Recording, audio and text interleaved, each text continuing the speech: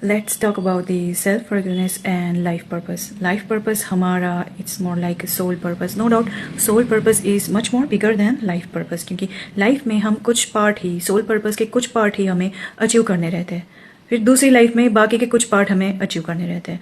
सो Y self forgiveness, उससे क्या relation है? Okay, let's talk about someone is not forgiving themselves for not doing such things on right time on right period. Since उनके साथ वाले सब आगे चले गए, वो वहीं पे रह गए, सब ये कर रहे हैं, I was better in school, I was doing better in school, but why not now?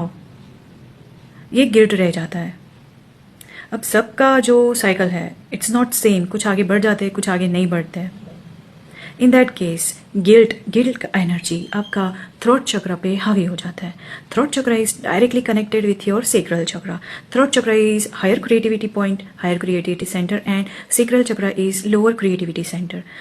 जब थ्रोट चक्र आपका डैमेज होता है ना, तो सेक्रल चक्र भी आपका सेल्फ हेट्रेड की तरफ आपको ले जाता है. सेल्फ हेट्रेड जब आप में बढ़ेगा तो आप सोल पर्पस पे फोकस कैसे कर पाओगे? क्योंकि आप खुद को ही पसंद नहीं करते.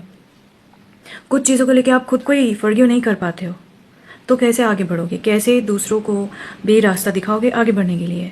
तो you need to fix your throat chakra and sacral chakra to go ahead.